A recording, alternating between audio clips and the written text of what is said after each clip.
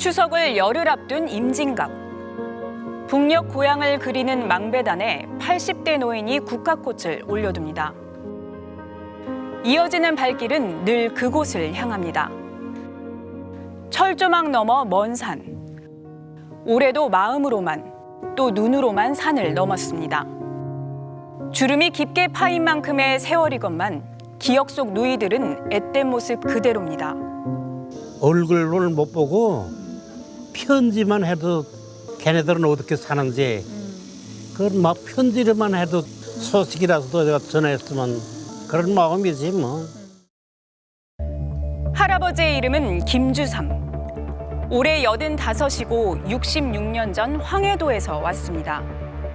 그런데 김 씨는 전쟁통에 떠나온 피란민도 아니고 원에서 북한을 탈출한 탈북민도 아닙니다. 사람들은 김 씨를 비자발적 탈북민, 강제 귀화자라고 부릅니다. 66년 전 그는 왜 고향을 떠나야 했던 걸까요? 아직도 기억이 생생한 1956년 10월 10일, 그날로 돌아가 보겠습니다. 황해도 용영군 용정리의 작은 마을. 당시 19살이던 김주삼 씨는 군대에 끌려가지 않기 위해 나이를 속이고 중학교에 다니고 있었습니다. 홀로 자식들을 키우던 어머니가 병원 야간 근무를 나가고 여동생 3명과 함께 자고 있는데 자정 무렵 갑자기 집에 총을 든 군인들이 들이닥쳤습니다. 남한에서 보낸 북파 공작원들이었습니다. 나하고 내 동생들하고 집에서 자고 있었어. 자고 있는데 느닷없이 군인들이 들어와서 총 들고 들어와서 총을 들고 아유 총 들었지 그럼.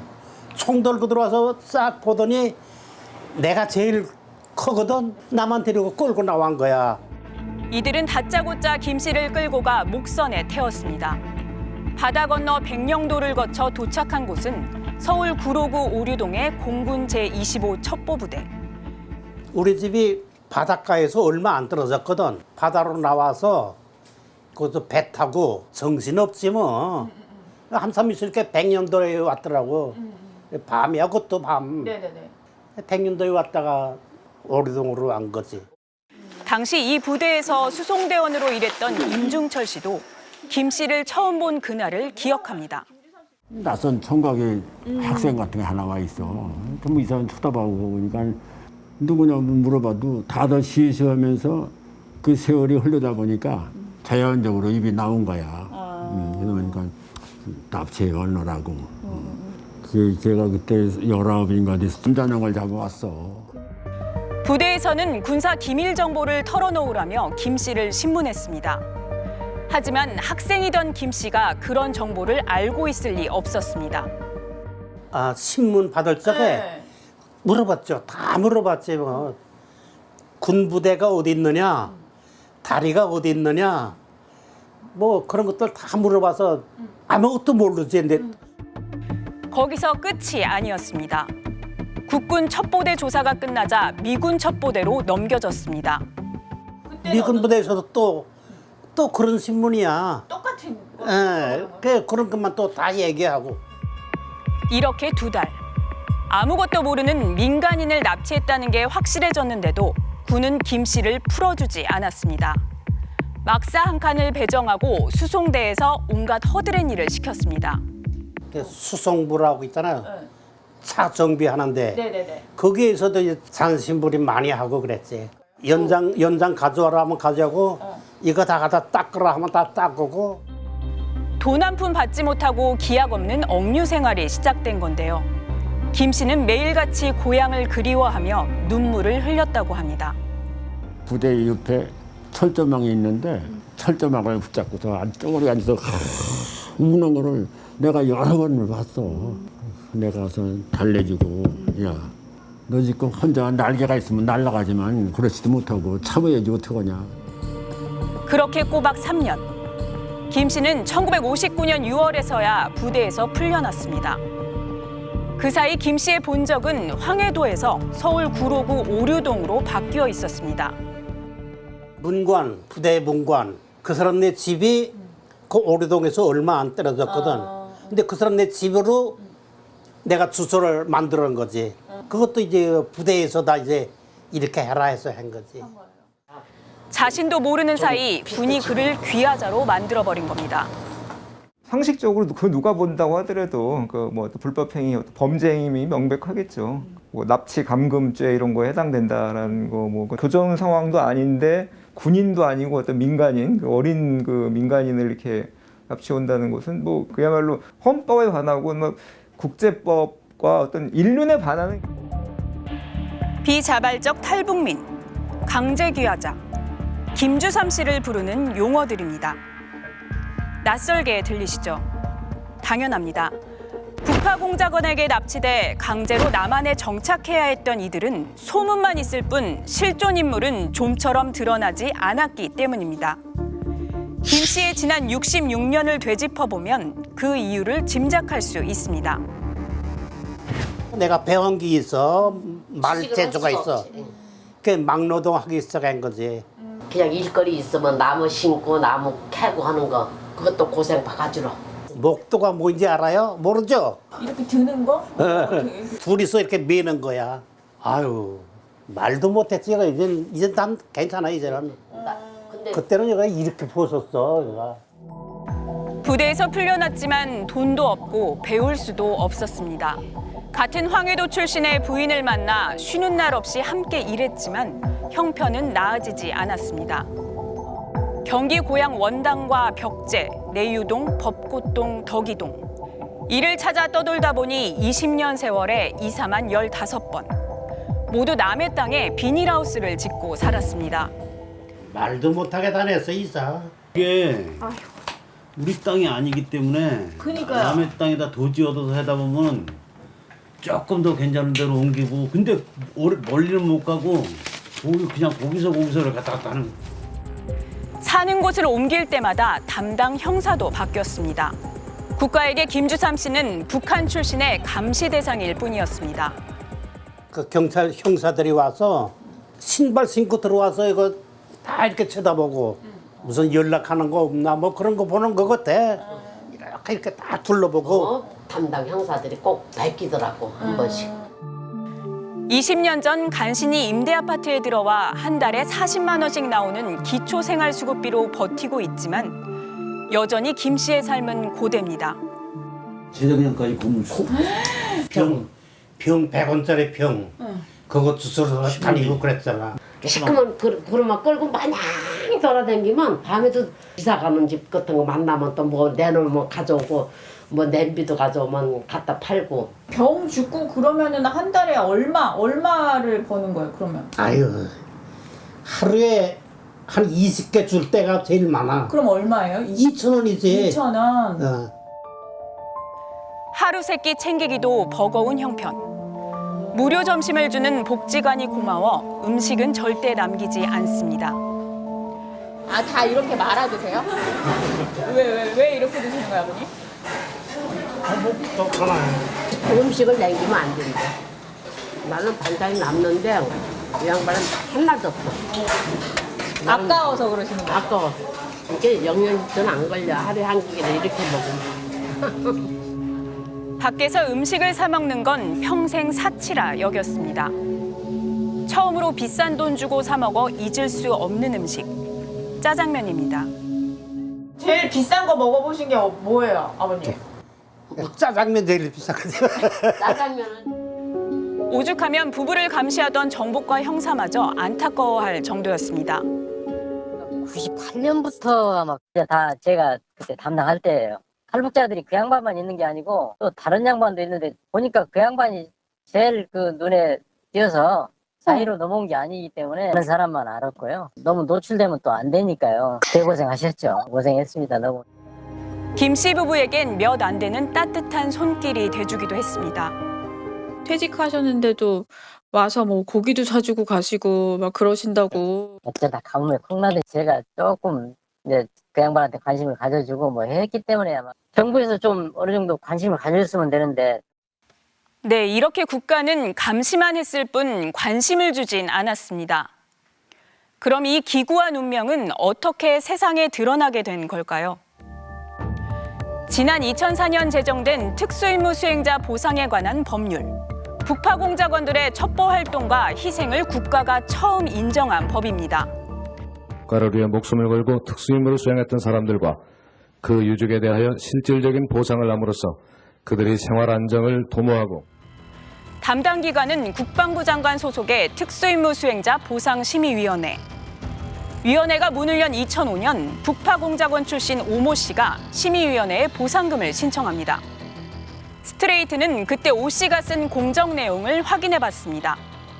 1954년 공군 첩보부대 백령도 파견대 공작원으로 입대했고 1956년 9월경 황해도 장현군 해안면에 침투해 남학생을 납치해 복귀했다.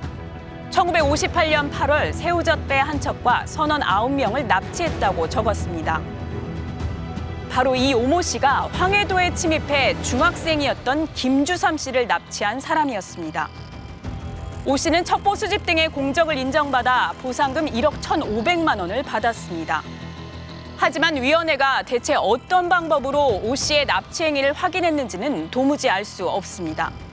당시 남학생 납치 사건은 아예 조사조차 하지 않았기 때문입니다. 오 씨가 납치한 남학생이 김주삼 씨였다는 것은 그로부터 7년 뒤 아주 엉뚱한 곳에서 드러납니다. 지난 2012년 또 다른 북파 공작원 출신 2명이 1956년 가을 황해도에서 남학생을 납치했다며 보상금을 신청합니다. 이때는 의심이 들었는지 보상심의위원회가 사실 확인에 나섰는데요. 앞서 보상 신청을 했던 오 씨에게 추가 진술을 받으면서 납치당한 학생 이름이 김주삼이라는 것을 확인합니다. 심지어 조사단은 직접 김주삼 씨 집도 찾아가 납치 과정에 대해 묻기까지 했습니다. 느닷없이 와서 국무총리실에서 왔다고. 그러니까 나야 뭐 그런가 보다 했지. 그 얘기 다 했지 뭐. 그때 잡혀온 얘기를 다 하신 거예요? 그렇죠. 다 물어본 거더라고. 커피턴지 뭔지 그거 하나 갖고 나도 있고 이 양반 있는 데서 한 번 왔다 갔어. 그럼 그 사람은 아버님이 납치됐다는 거 알고 있었겠네요, 그때? 다 얘기했으니까. 그런가. 알았으니까. 김 씨와 같은 부대에 있었던 임중철 씨도 증언했습니다. 총리실에서 나왔다고 하면서 찾아온 거예요? 그렇지. 그래서 이 사람들이 찾아와서 주삼이 집이 갔는데 주삼이가 딴 사람이 누가 있느냐니까 아는 사람이 나밖에 없거든. 와가지고서 주삼이가 어떻게 해서 왔느냐, 누가 잡아왔느냐 그런 걸 물어봐. 보상심의위원회는 1956년 김주삼 씨를 납치해온 건 오 씨라고 결론냈습니다. 당연히 다른 북파 공작원 2명은 거짓 공적으로 보상금을 받으려 했던 거란 게 탄로났죠. 하지만 위원회가 한 일, 딱 여기까지였습니다. 북파 공작원 공적만 확인하고 납치 피해자 김 씨는 그냥 방치한 겁니다. 김주삼 씨한테 피해자가 있다는 게 밝혀지지 않습니까? 그렇다면 국가가 우선적으로 해야 될 것은 그 피해자에 대한 아픔을 치유하는 문제예요. 보상 이런 것들을 했다고 하더라도 그것에 대해서는 아마 이의를 달 사람이 거의 없었을 것입니다. 그러니까. 왜 그랬는지 보상심의위원회에 물어보니 담당 업무가 아니었다는 기계적인 답변이 돌아왔습니다. 김주삼 씨를 납치를 했는 대가를 받은 게 아니고 따로 새우젓 요거는 이제 어떤 그 공장 임무겠죠. 근데 왜 민간인 납치에 대해서는 전혀 신경을 쓰지 않으셨던 거예요, 그러면? 그건 저희의 어떤 소관 업무가 아니죠. 그거에 대해서는 저희가 다시 답변을 드리겠습니다. 지난 12년간 특수임무 수행자와 유가족들에게 지급된 보상금은 2,200억 원 가까이 되는데요. 2,448명이 받아갔으니 보통 1억 원 안팎으로 지급된 셈입니다. 그런데 이 돈 제대로 지급되고 있을까요? 김주삼 씨를 납치했다고 한 북파 공작원 2명의 경우를 보면요. 이미 보상금을 받은 오모 씨나 김주삼 씨 본인의 진술이 없었다면 그대로 공적을 인정받았을지 모릅니다. 하지만 위원회는 누구에게 무슨 공적을 근거로 보상금을 얼마씩 지급했는지 전혀 공개하지 않고 있습니다. 세금으로 지급하시는 거 아니에요? 네, 저희가 국가로부터 이제 세금. 그럼 국가가 낸 세금이 어떻게 쓰이는지 국민이 알 수가 없는 거예요? 네, 저희 쪽에서는 그 부분에 대해서는 공개가 불가능합니다.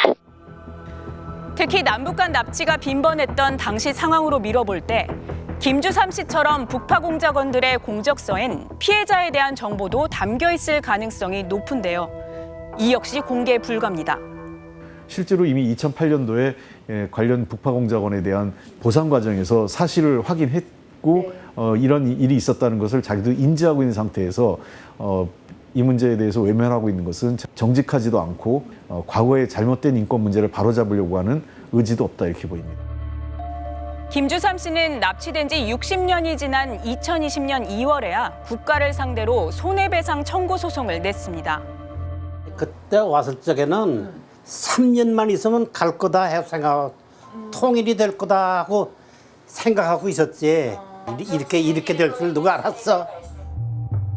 그러나 소송 비용 마련부터 정부의 비협조, 지지부진한 재판까지 산 넘어 산입니다. 어떤 비밀 공작들의 성격이 있었기 때문에 또 기록이 별로 남아있지 않은 부분도 있고 했습니다만 그 사실조회 신청 이런 거를 보내가지고 이렇게 관련된 공적으로 상을 받은 인정을 받은 사람은 혹시 없는가라든가 이런 걸 계속 질의를 했거든요. 근데 뭐 못 찾겠다 없다 뭐 그거 알려줄 수가 없다 조직 차원에서 의지가 없는 문제 때문이겠죠. 재판이 멈춰 있는 사이 최근 진실화해위원회가 먼저 판단을 내렸는데요. 김주삼 씨 사건을 명백한 공권력 행사로 인한 중대한 인권 침해, 신체의 자유, 거주 이전의 자유 침해로 규정하고 진실규명 결정을 내렸습니다. 김주삼 씨를 북한에서 납치된 민간인 첫 사례로 공식 인정한 겁니다. 그러면서 신청인에 대한 사과와 피해 회복 조치, 북한 가족과의 상봉 기회 제공이 필요하다는 권고도 남겼습니다. 국가적인 입장에서 이산 가족의 일단 상봉의 기회를 애초에 봉쇄했겠죠. 이게 드러나면 국가의 치부가 드러나는 거잖아요. 지금이라도 기본적인 인간적인 인도적인 그런 어떤 기회는 제공돼야 되는 거 아닌가. 저희는 김주삼 씨에게 고향 땅의 위성 지도를 찾아 보여드렸습니다. 해안가를 따라 움푹 패여 있는 골짜기, 촘촘하게 들어선 주택과 논밭, 텅 빈 공터. 수십 년 만에 처음으로 자세히 보게 된 고향 풍경에 눈가가 금세 젖어듭니다. 보실 생각을 못 하셨던 거예요? 찾아볼 그렇죠. 생각을? 몰랐죠. 큰 것도 가져왔네. 싹 보니까 알잖아. 요게야 우리 집이 요게. 조그맣게 이제 움막식으로 지어놓고 살았지. 이거 갇혀와 여기서. 하지만 이미 절망에 익숙해진 노인에게 희망은 품기조차 두려운 듯 했습니다. 가족들도 한번 보고 가보면 너무 좋으실 것 같죠? 네. 아유, 얼마나 좋아. 한 번 보고 죽었으면 되는데 그게 안 되잖아. 왜 안 된다고 생각하세요? 될 수도 있어요, 아버님. 만나볼 수가 없지. 어떻게 해서 만나? 그 신청도 못했어, 하거든. 나 이렇게 된 사람인데 어떻게 신청을 해? 어디엔가 제2, 제3의 또 다른 김주삼이 있을 겁니다. 이들에게도 국가는 대한민국입니다.